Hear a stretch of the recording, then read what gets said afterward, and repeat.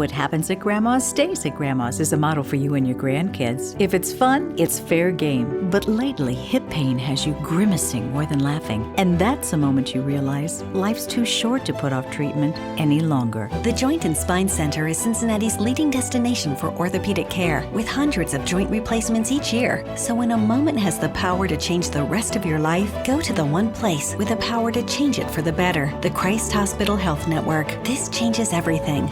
The Pound This Podcast is brought to you by the Christ Hospital Health Network. This is the Pound This Podcast, episode 721, Rehab Options to Reduce Pain and Avoid Surgery with Dr. Travis McClain.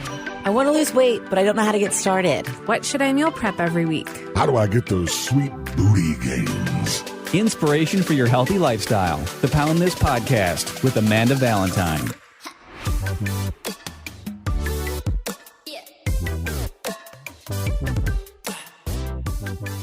Thank you so much for listening to the Pound This Podcast. I am Amanda Valentine. I am joined today by Dr. Travis McClain from the Christ Hospital. How are you? I'm good. How are you doing, Amanda? I am good. So you have a very long laundry list on your LinkedIn page of all of the things that you do at the hospital. So I want to get into that, but tell me, are you from Cincinnati? You know, actually, I'm originally from Arizona. Okay. So I grew up in Arizona and then moved to California at an early age, like kind of in that transition from high school to college where I wasn't really sure what I was going to do next. So I lived in California for a while. I actually worked in the industry there and lived in, Hollywood and Los Angeles and all of that for a period of time. Was in a band for a long time and then moved to Nashville. So my path has not been traditional at all. What kind of band was it? We were sort of like that particular band in Los Angeles is more of like a rock pop type band. Okay. I think we wanted to be more of like a progressive type rock band, but we were not at that point. So it was more like pop rock.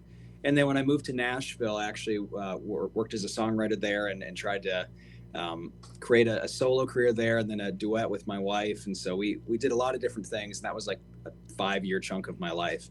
There was a certain point where I just decided, okay, I've always had a heart for medicine. I don't see this progressing any further than where we are right now. And then at that point I jumped into medicine and then got into medical school and then now I'm here. Oh, jeez. What a badass. What a crazy history of being in a band and songwriter to like, you know what? I'm just going to be a doctor. I'm just going to do all the things. I wish it was that easy. Right? Yeah, but when the decision was made, it was kind of like, all right, we got to shift gears here. But it's been a good path. And so actually what brought me to Cincinnati was I was doing my training in medical school in Arizona and then came out to Cincinnati for an interview and just really loved the city. When we came here for my residency training, we actually were like, okay, let's go back to the West Coast. That's where we're from. That's where our heart is because our family's there and everything. We went back and we do really love the West Coast, but there's something about Cincinnati that was special to us. And we have a great community here. And especially in the medical community, there's just so many really great doctors here. It's a well-developed network, especially in my field. And so leaving, I just felt this void. And so we decided to make the decision to come back. And now I'm at Christ Hospital. So it's worked out well. How long have you been back in Cincinnati? We've been back for about 7 months. I've been at the hospital here for about 3 months. So we took some time off and did some traveling and things like that and got oriented. We also have 4 kids too. So it's just a lot of juggling of different things to get back over here from the West Coast. And then that was also in the middle of COVID, which made everything really interesting with the move. Yeah, definitely. So about 7 months in, and it's been good. It's been a good transition back. That's awesome. So tell me what exactly your title is at the hospital and what you specialize in. Yep. So I work in the field of physical medicine and rehab. If you've ever heard of that, so it's kind of a weird field because nobody really knows what that means in the spectrum of medicine. The other name for PM&R is physiatry, which to me kind of sounds like drunk psychology. So it doesn't really fit. Like I don't ever use that term. And so here's how I would break it down is there's the physical medicine side. So that's the PM. And that's more of an outpatient, more sports medicine, non-surgical, but like sports related injury type clinic format that we have where we do everything from joint evaluation, to injection-based therapies, to something called EMGs, which we could talk a little bit more about if you'd like to, but that's where we test the nerves coming from the spine all the way down to figure out, where a nerve might be pinched, where pain is coming from. That's more the outpatient side. There's also the R, so PM&R, and that's more the rehab side. That's actually the side that I'm not currently working in too much, but that's more of the inpatient side. So if a patient was ever hospitalized with like a traumatic brain injury or a stroke or something like that, they typically work with a PM&R doctor, and those doctors work more on the side of injury recovery, and they work with the rehab team really closely, and they work on things like spasticity management. And so, kind of there's kind of like a fork in the road thing that happens during your residency, and you kind of figure out what side you kind of are more gravitating towards. I do a little bit with spasticity still, not as much as I used to. So I'm more on that outpatient sports medicine side of things. Gotcha. So back to the nerve thing, is that something that you would cover with sciatica if somebody's feeling some sciatic pain? I had some of that last year that you kind of get some testing done to me, like what the heck's going on in there? Yeah, well, in a lot of cases, we'll do imaging of the spine, and it doesn't give maybe potentially that much clarity into why a person is having sensation of numbness and pain shooting down the leg. And so the EMG actually helps us localize that. So there's this like general term of sciatica, which it kind of covers like all radicular pain. There actually is a specific sciatic nerve that a lot of times is not the primary instigator by itself. But a lot of times what happens is, as we're tracing everything down, we'll find that it's either coming from the spine itself, or there's different areas in the body where these nerves can be pinched in the leg itself. And so sometimes we'll find that, a person assumes it's coming from their back, and in reality, it's actually coming from the nerve being pinched in the back of the leg or around the knee region. So that helps guide, not just diagnosing, but it also helps guide treatment at that point. So we're not just focusing on the back anymore, we're focusing on where the nerve issue actually is. So what happens in that case? Like, how do you unpinch a nerve? I mean, do you have to like go into surgery to do that? Not always. So the other, when you've gone through like on LinkedIn, there's a lot of different things that I do. On the spine side of things, with pinched nerves, there's different procedures that you can do where you can actually put medication around those nerves. So the more traditional name for it is epidurals, but there's like specific divisions of epidurals where we take different approaches to get close to the nerves and put medication around them to stop the swelling. And in some cases, that actually takes care of those symptoms without surgery. And so that's where I kind of sit, is in that kind of that transition of, okay, somebody's gone from primary care and now we're looking at treatment. We don't want them to go to surgery right away. So what can we do to potentially avoid surgery altogether? And so one of those options for radicular pain is injections around the nerves. And sometimes that, in addition to really good physical therapy and medication and activity modification for a certain period of time, takes care of the pain.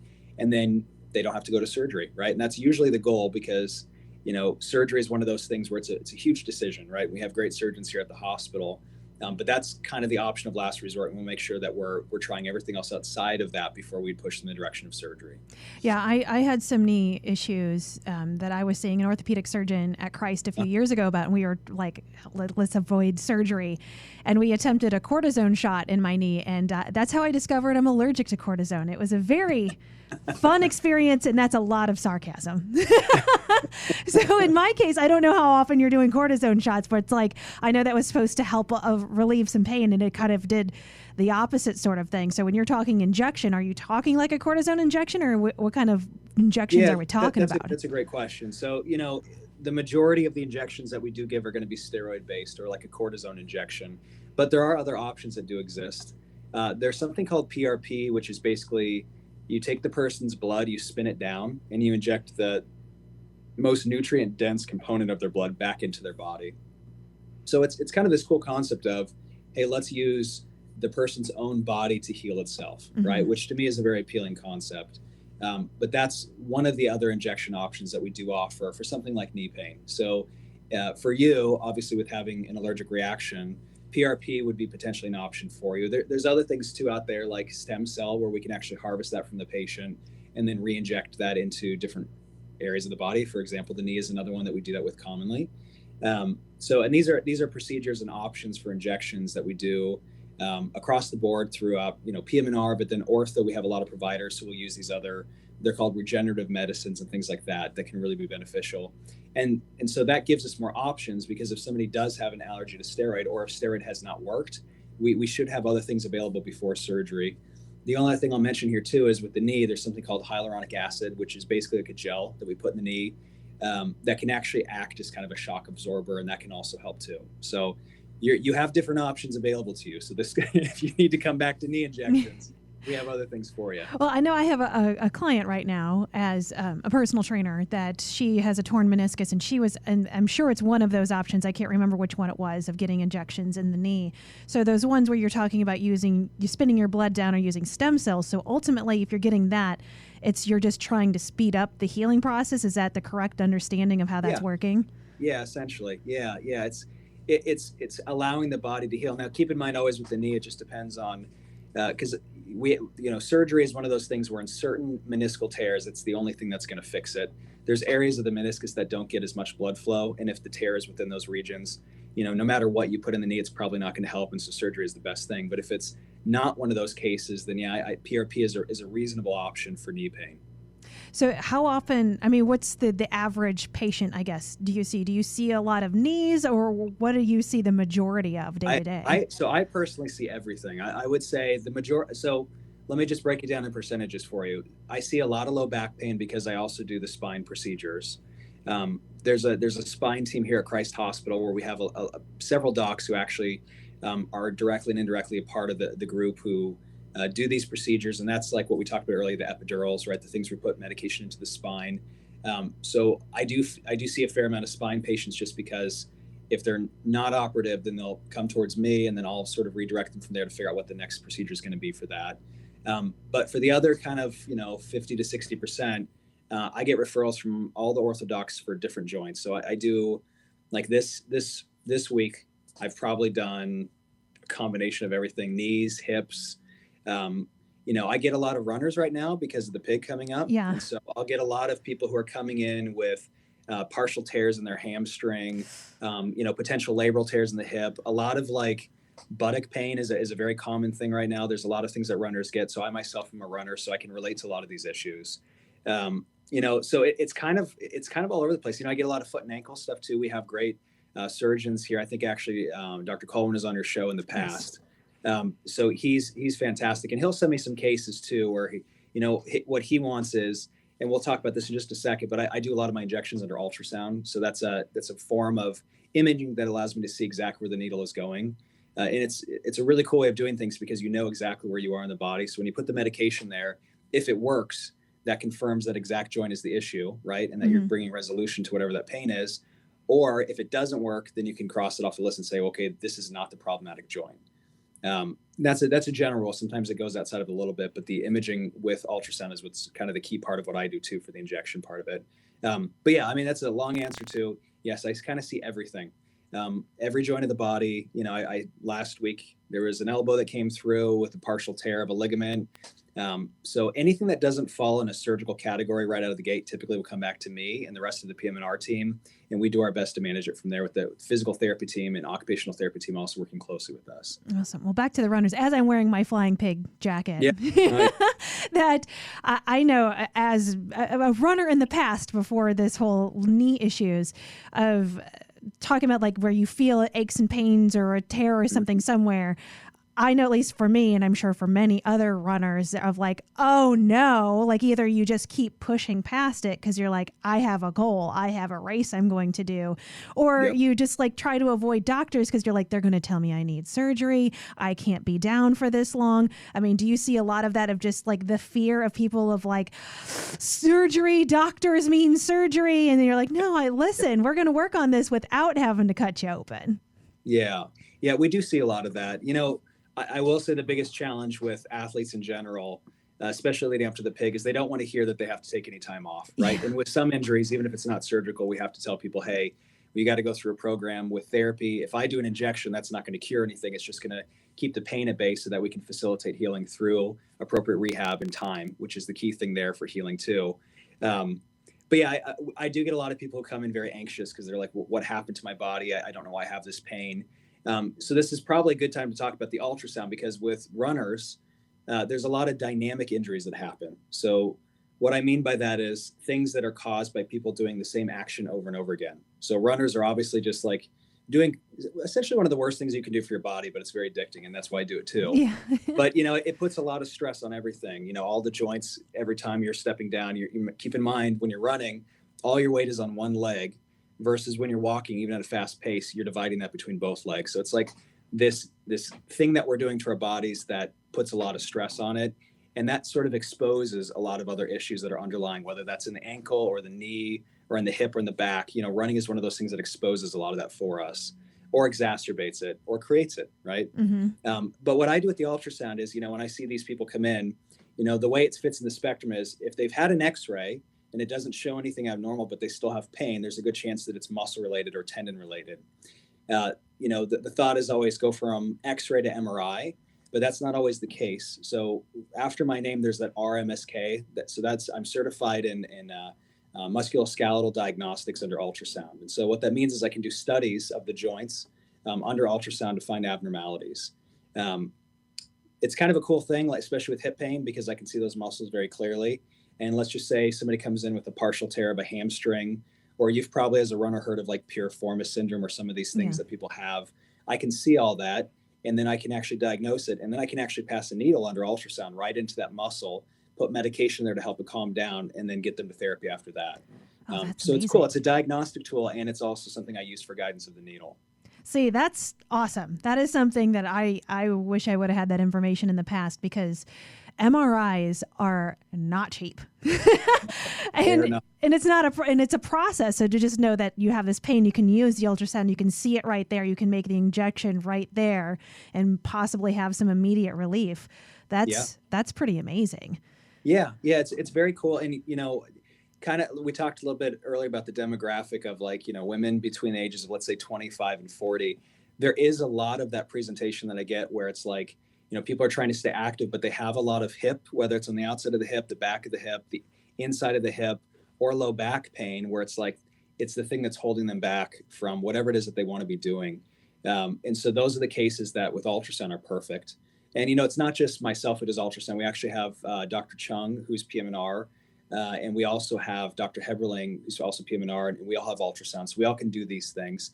And actually, there's a few of the orthosurgeons who use ultrasound too. So it's actually a pretty common thing for physicians to be trained in now.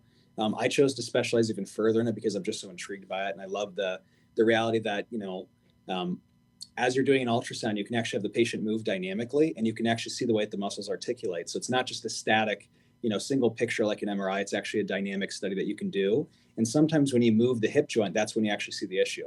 Whereas if you just took a single picture, you wouldn't actually see what was going on and what the problem is. Oh, that's amazing. So at what point, though, if say you are feeling, I think if you have like a tear like that, sort of, it's like a debilitating pain.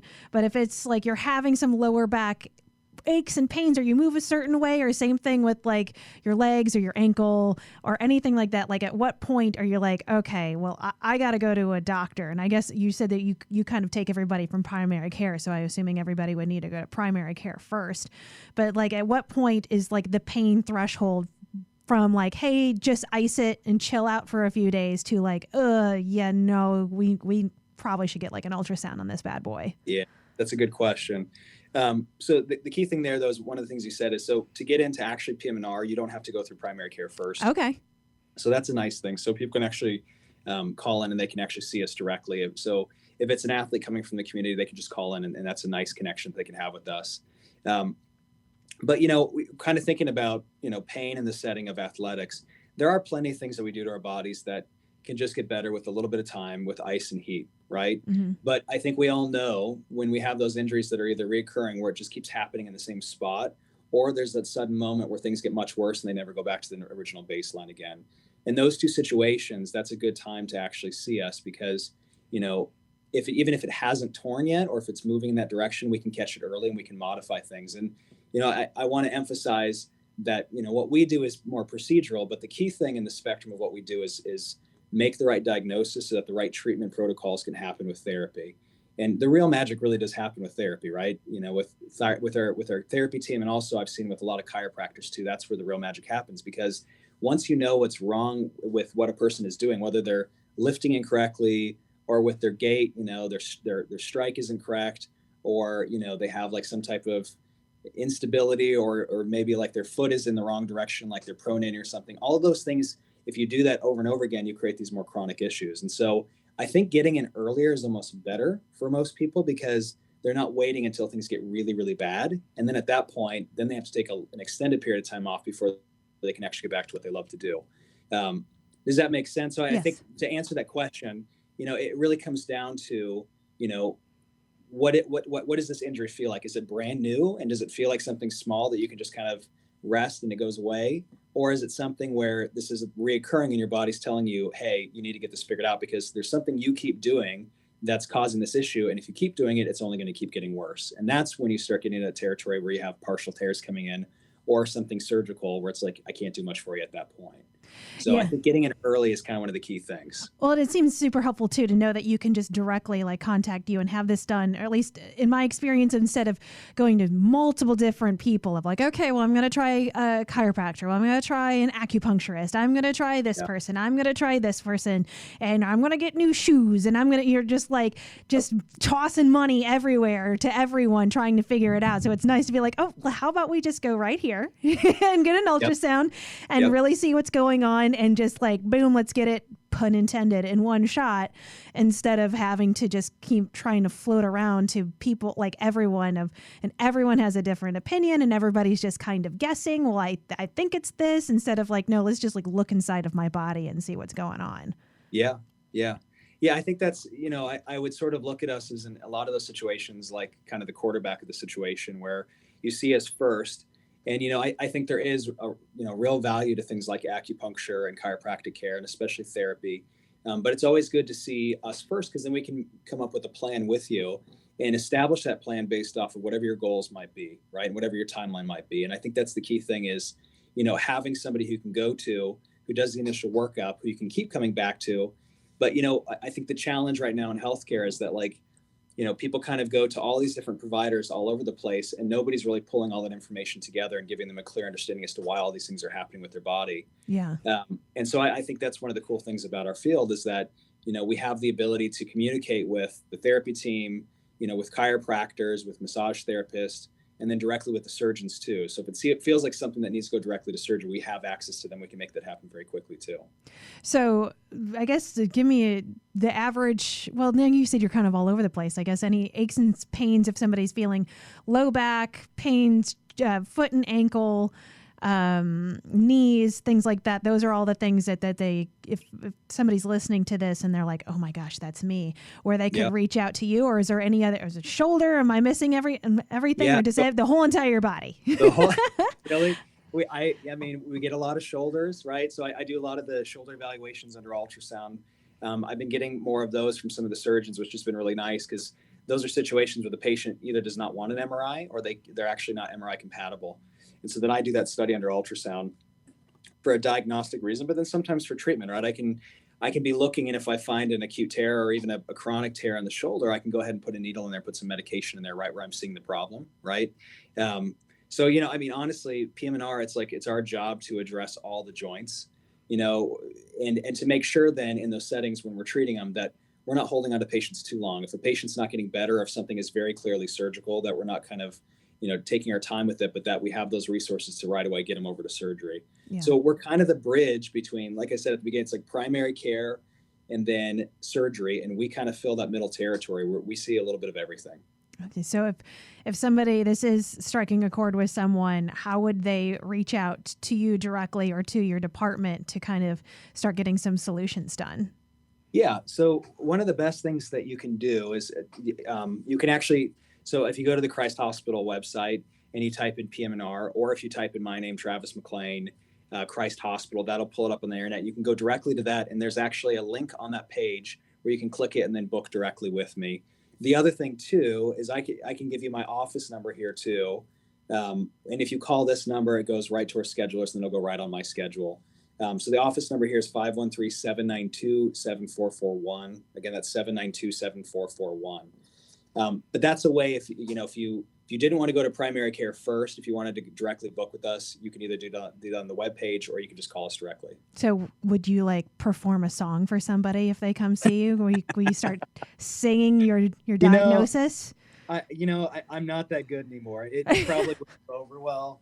It's like anything else, right? You lose. It's like a foreign language. Music is kind of like its own language. And it's just, I will only do it for my wife and kids at this point. Anything outside of that, it's always humbling, because I'm like, what is happening to me? Yeah, I don't think I've ever been aware of a doctor that I've had before that's had a music career. So, well, I mean, we can call it a music career, but I mean, that's giving me a bit too much. I would say it was a music experiment. Okay. That's fair. That's fair. That's a lot more than I have done. So I was like always a musician and something else. But you don't. It was never paying all the bills. But you don't do that for fun or anything anymore? You don't want to be in like a garage band? I have 4 kids, so it's by the time I pick up my guitar, I'm like, all right, I'd rather just watch Ted Lasso or something like that. You do like a Partridge Family situation. When they're a little bit older, we might experiment with it. Well, it was great talking to you, and that was super informative, especially for me as a person that has broken my body in a lot more ways than I care to admit. That is a very good resource that actually would have been really helpful to me last year as I was going through all of these hoops trying to figure out my own sciatic pain, which finally has calmed down. But if anybody's listening and you want more information, I'll put everything about Dr. Travis McClain in the show notes. And thank you so much for joining me. Yeah, thank you, man. I appreciate it. AmandaValentineBites.com